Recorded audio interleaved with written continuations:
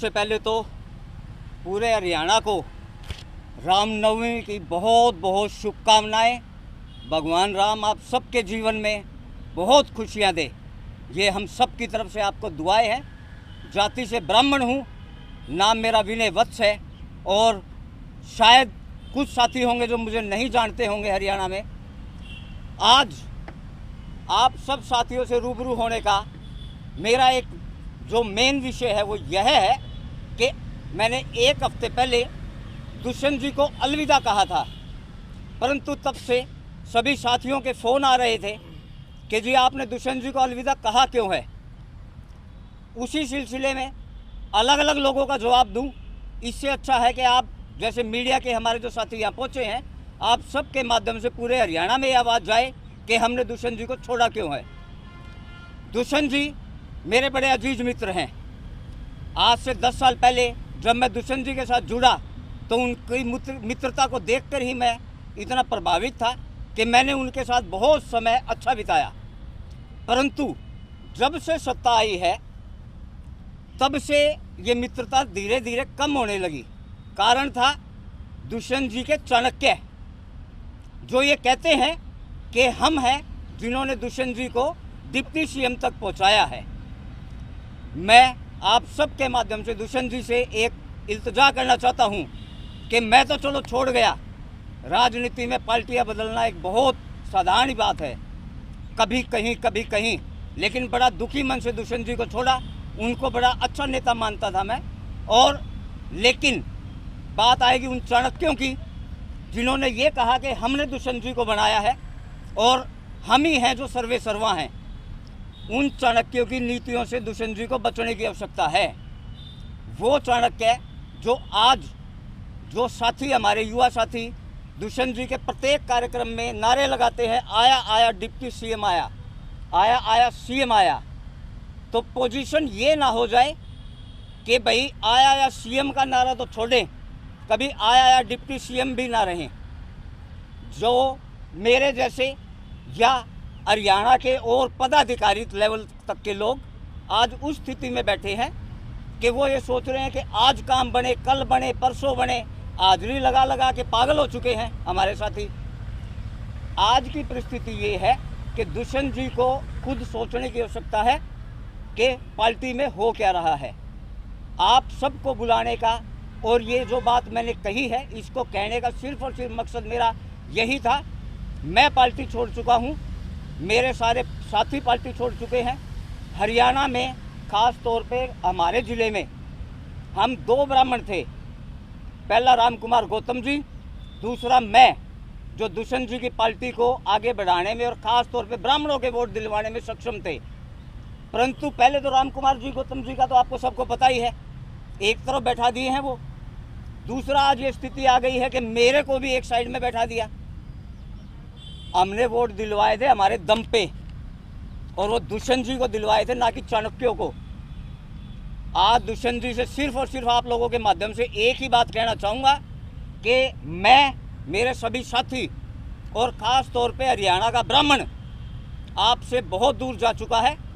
और उसके साथ साथ मेरे सर्व जातीय साथी जो मेरे से जुड़े हैं और जिन्होंने मेरे कहने से दुष्यंत जी को वोट दिए थे, आज दुष्यंत जी के चाणक्यों की वजह से दुष्यंत जी को मैं अंतिम प्रणाम करता हूं। और जो मेरे साथी हर रोज़ मुझसे फ़ोन करके ये पूछ रहे थे कि विनय जी आप पार्टी क्यों छोड़ रहे हैं, पार्टी छोड़ने का कारण मैंने आपके माध्यम से बिल्कुल स्पष्ट रूप से बता दिया है। यही मेरी आप लोगों से विनती है कि इसको पूरे हरियाणा तक बात पहुँचाएँ। चाणक्य में कौन कौन शामिल है? चाणक्य बहुत हैं दीपेश। चाणक्य वो लोग हैं जो आम वर्कर, आम नेता, पार्टी का वर्कर तो फिर नीचे हैं। एक आपको वैसे कहना चाहूँगा, जब बड़े चौटाला साहब का राज था तो पार्टी का जो आम से आम गली का वर्कर था ना, वो ये कहता था मैं चौटाला हूँ, अधिकारी की कुर्सी हिलती थी।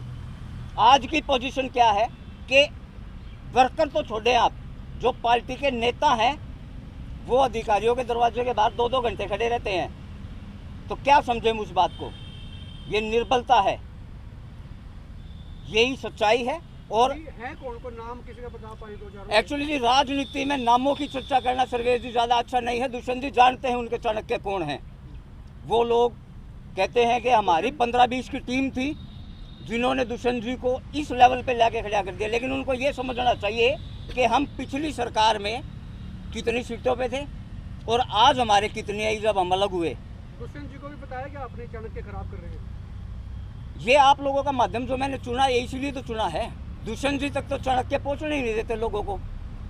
बड़े बड़े जो स्थानीय नेता हैं वो लोग लाइन में लग के मिलवाते हैं दुष्यंत जी से। प्रोसेस तो कहीं और भी की जा सकती थी, यहाँ क्रांतिमान पार्क में करने का क्या?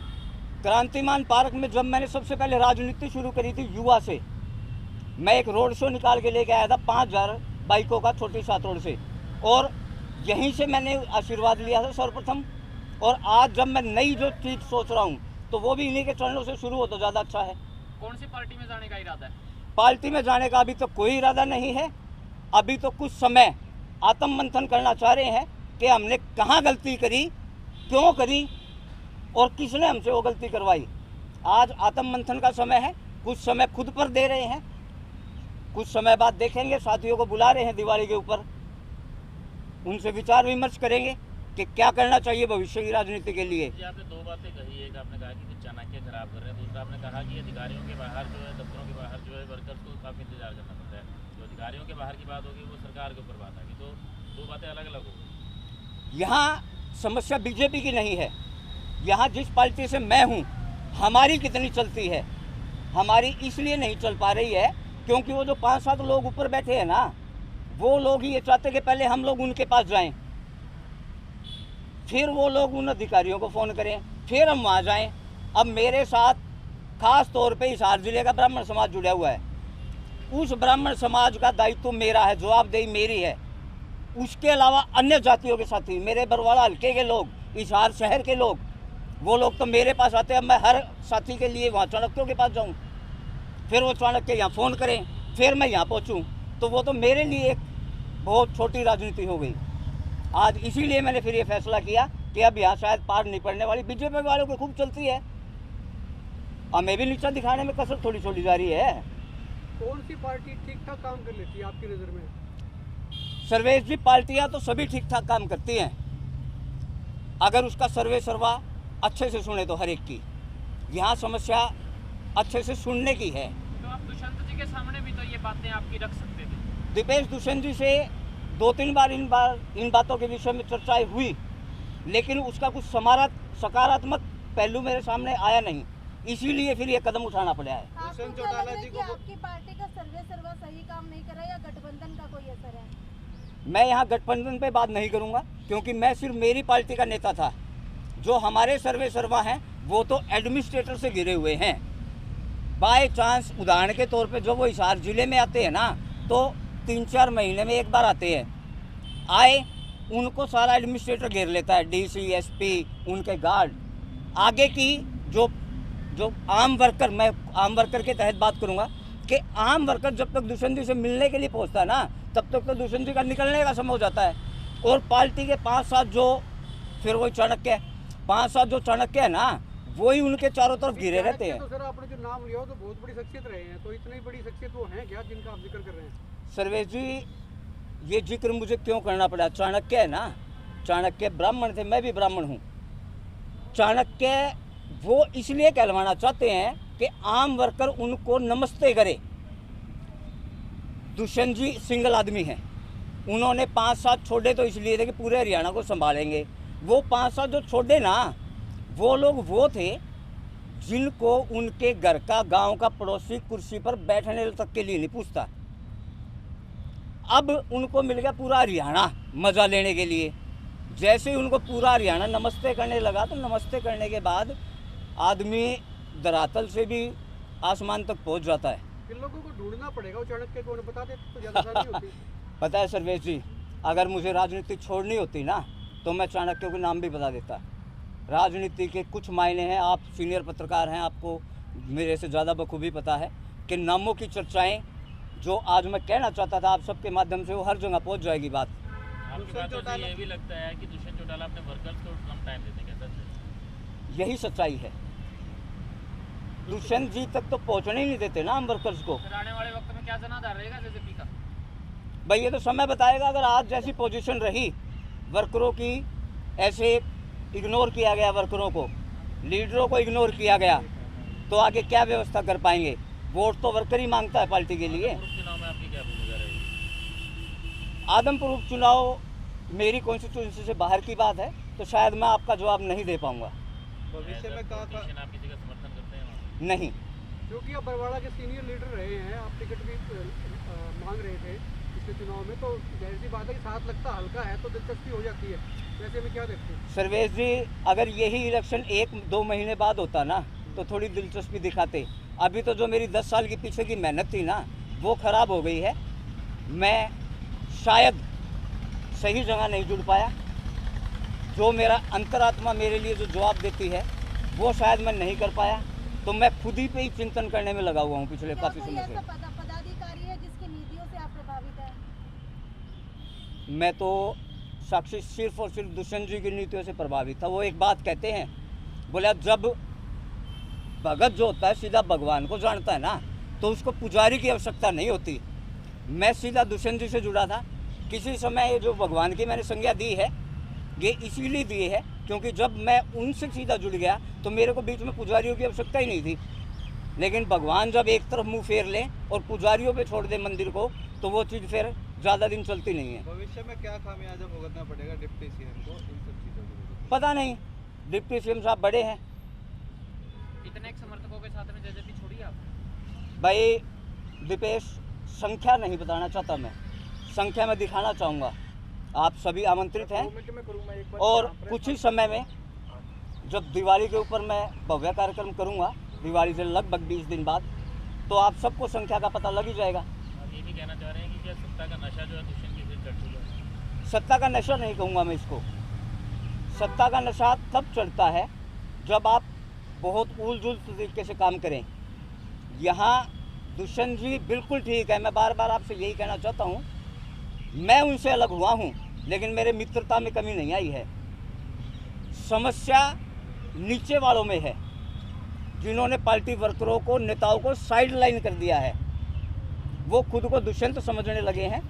वो ये चाहते हैं कि दुष्यंत हम हैं और लोग हमें ही पूछें, हमारे से ही सारी बातें अच्छे से करें और हम ही उनका समाधान करें। अभी आपने राम कुमार दुष्यंत गौतम जी अगर आपसे बातचीत करते हैं, आपकी समस्याओं का समाधान करते हैं, तो आप जेजेपी में दोबारा शामिल हो सकते हैं? भाई, मैं बड़ा स्पष्टवादी आदमी हूँ। जब छोड़ दिया तो छोड़ दिया। मेरे शब्दों में आज तक मेरी आयु में कभी भी 19-21 का फर्क नहीं आया है। हाँ, मित्रता रहेगी लेकिन राजनीतिक बदलाव नहीं होगा। अभी आपने जिक्र किया भगवान और पुजारी का, कहीं इस पूरे मामले में कोई प्रसाद या चढ़ावे को लेकर तो कोई मतभेद नहीं? प्रसाद की तो डिमांड कभी की नहीं उन्होंने। प्रसाद भी है मेरे पास, अगर प्रसाद की डिमांड होती तो प्रसाद भी चढ़ा देते। लेकिन जब पुजारी भगवान के पैरों के हाथ लगा देता है तो प्रसाद की तो कहीं बीच में सारी बात रही नहीं। अभी आपने राम कुमार गौतम का जिक्र किया था, अभी उनकी भी उपेक्षा हुई जी। तो क्या पार्टी छोड़ने से पहले राम कुमार गौतम से आपका कुछ जिक्र आया? एक्चुअली जी, राम कुमार गौतम जी बड़े सीनियर साथी हैं। उनसे जो हमने शिक्षा ली है ना इस राजनीति की, जो हमारे सभी सीनियर साथियों से, राम कुमार जी की जो नीतियां हैं वो अलग हैं, मेरी जो नीतियां हैं अलग है। ना तो मुझे किसी से आशीर्वाद लेने की आवश्यकता, इतना मैं सक्षम हूँ कि मैं मेरी राजनीति खुद के भरोसे कर सकता हूँ। विनय जी, आखिरी सवाल है गहराई का, तो आपको पता होगा जेजेपी के अंदर कितने के लोगों ने पार्टियां छोड़ दी हैं, आपका कौन सा नंबर है? अभी रिसेंट में जो मैं बात करूं, पिछले 15 दिन में मेरा नंबर पहला था। उसके बाद बहुत से ऐसे साथी थे जिन्होंने पार्टियां छोड़ी हैं। उनमें से जिला अध्यक्ष से लेके पलवल की तरफ के सुरेंद्र सरोता जी हैं। उसके बाद में पार्टी के राष्ट्रीय उपाध्यक्ष शीला फोगाट जी, और एक महिला हमारी और साथी थी नेत्री, जिन्होंने पार्टी छोड़ी है। पानीपत की पूरी इंसो टीम ने पार्टी छोड़ी है। एक बात और कहना चाहूँगा मैं, जब ये इलेक्शन आए ना 2019 के, तब जो टिकट वाला जो इंसिडेंस चला ना, उस समय पे अकेला मैं था जो बरवाड़ा हल्के में टिका था। हमारे बड़े, आप शायद सभी जानते होंगे, हमारे बड़े अच्छे साथी थे तरुण जैन, वो पार्टी छोड़ गए। राजू तलवंडी था, वो पार्टी छोड़ गया। मुनीश गोयल जी थे बरवाड़ा से, वो पार्टी छोड़ गई। सरकार बनी, उसके बाद जितेंद्र चौहान से तो शायद सभी परिचित है, जो अपने हिसार से इलेक्शन लड़े थे, वो पार्टी छोड़ गए। एक महिला नेत्री थी, बड़ी दमंगई से बात करती हैं, सूरा नाम है उनका, अनुसूरा जी, वो पार्टी छोड़ गई। तो सब ये जो घटनाक्रम घटा ना, ये सब उसी से मिलता जुलता है। आज मैं आप लोगों के सामने आ बैठा हूँ, वो लोग हमने चुपचाप पार्टी छोड़ गए, इतना ही फर्क था बस। क्या मैसेज देना चाहते मैसेज कुछ नहीं, मैं सबसे पहले तो यही आप लोगों के माध्यम से कहना चाहूँगा कि पूरा ब्राह्मण समाज पहले भी कभी इस परिवार के साथ जुड़ के ज़्यादा खुश नहीं था। हम जुड़े थे, हमने सोचा था शायद नया है तो बदलाव आएगा, लेकिन वो बदलाव की बजाय पूरा का पूरा ऐसा ही चल रहा है सिस्टम। तो मैं पूरे ब्राह्मण समाज से, मेरे लोगों से, मेरे अन्य जातियों के साथियों से